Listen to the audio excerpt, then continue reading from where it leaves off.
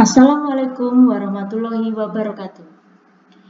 Perkenalkan, nama saya Auria dari Prodi A3M Universitas Padjadjaran Bandung.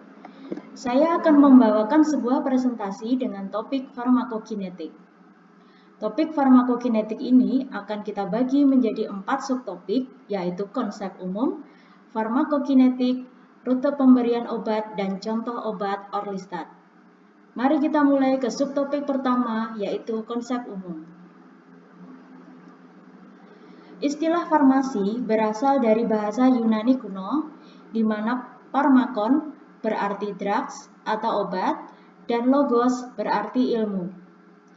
Ada beberapa pendapat mengenai definisi ilmu farmakologi.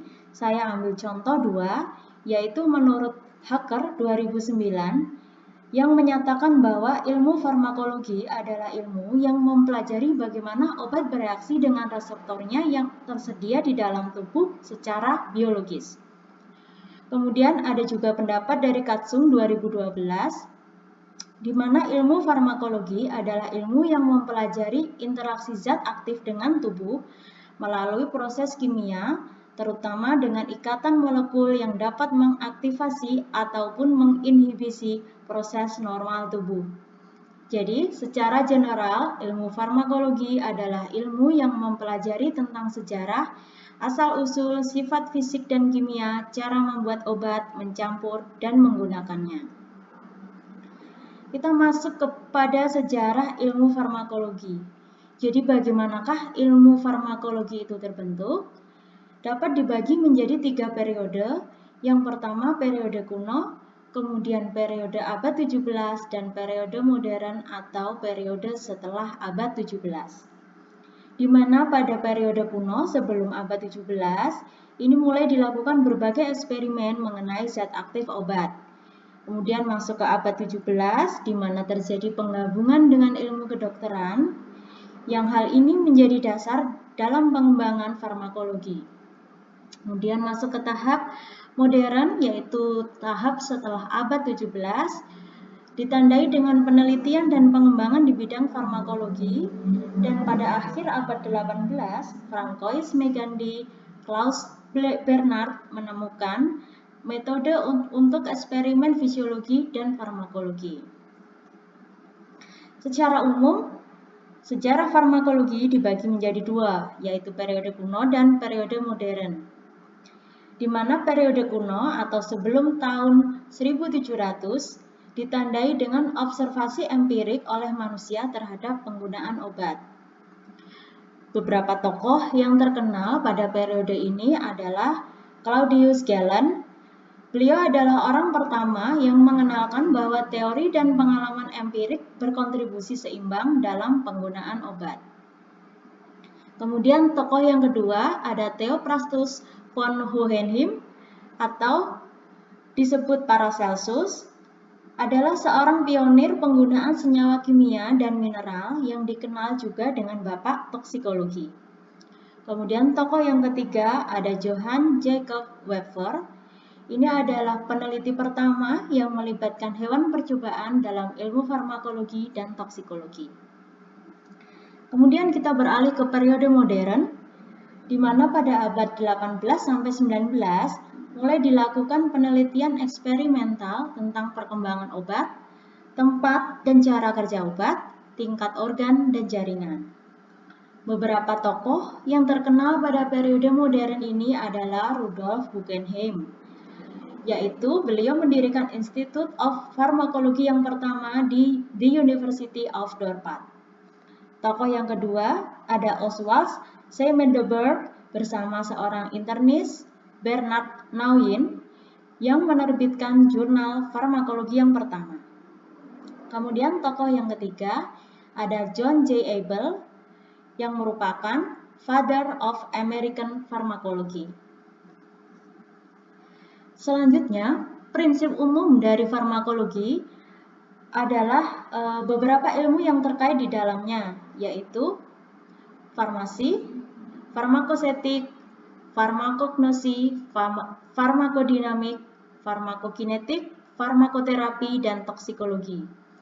Pada topik ini, kita akan membahas tentang farmakokinetik, di mana mempelajari penyerapan, penyebaran, mekanisme kerja, dan pengeluaran suatu obat dari dalam tubuh.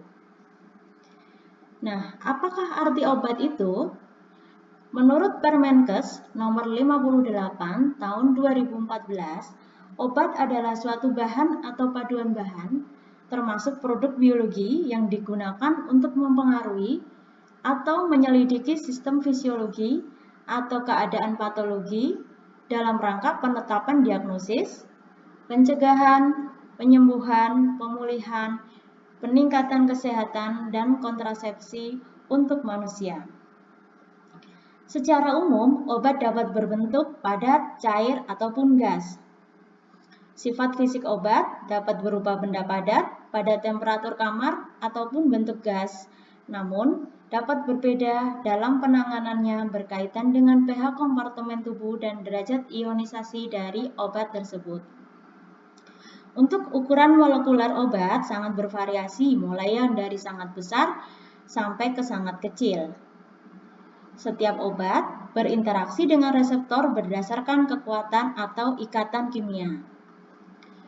Nah, sifat-sifat obat yang kita bisa lihat secara kimia dan fisika ini menjadi dasar untuk menjelaskan aktivitas biologis obat karena sifat fisika kimia memegang peranan yang penting dalam menentukan metode yang tepat untuk formulasi suatu obat sehingga didapatkan suatu sediaan yang efektif, stabil, dan aman. Kemudian, sifat fisika kimia ini juga akan berkaitan erat dalam pengangkutan obat untuk mencapai reseptor.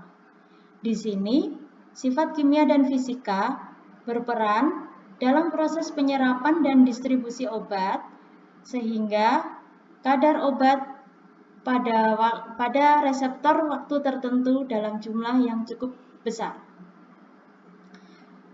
Untuk ciri-ciri kimiawi dan fisika yang unik dari suatu bahan obat ditentukan bukan oleh uji analisis dan metode yang digunakan untuk identifikasinya serta pengujiannya, tapi berhubungan dengan formulasi, bentuk sediaan, kestabilan, efektivitas, dan keamanan. Kita lanjutkan ke subtopik kedua, yaitu farmakokinetik.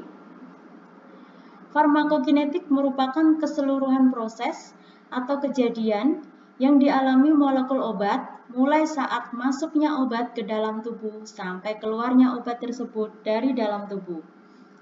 Farmakokinetik mempelajari proses absorpsi, distribusi, metabolisme, dan ekskresi obat dari dalam tubuh atau ilmu yang mempelajari pengaruh tubuh terhadap obat. Jadi proses farmakokinetik menentukan berapa cepatnya, berapa konsentrasinya, untuk berapa lama obat tersebut berada pada target organ. Dapat dikatakan bahwa farmakokinetik mempelajari pengaruh tubuh terhadap suatu obat. Kemudian kita masuk ke skema farmakokinetik. Jadi pemberian obat itu dimulai dari tahap absorpsi, di mana absorpsi adalah suatu peristiwa perpindahan atau penyerapan obat dari tempat pemberian ke dalam sirkulasi sistemik. Tempat absorpsi dapat terjadi misalnya pada gastrointestinal, bukal, rektal, pulmonal, ataupun pada kulit. Adapun mekanismenya bisa dengan cara difusi sederhana, transport aktif, difusi fasilitatif, dan transport pasangan ion, serta pinositosis. Suatu obat bisa diabsorpsi dengan lebih dari satu macam mekanisme. Dan yang paling penting adalah cara pemberian secara oral. Karena pada pemberian oral, obat diserap oleh usus halus, kemudian ditransport ke hepar sebelum beredar ke seluruh tubuh. Hepar memetabolisme banyak obat sebelum masuk ke sirkulasi, dan hal inilah yang disebut dengan efek force pass. Kemudian kita masuk ke tahap distribusi, yaitu suatu proses di mana obat itu dihantarkan dari sirkulasi sistemik ke jaringan dan cairan tubuh. Kemudian kita akan lanjutkan pada video yang kedua.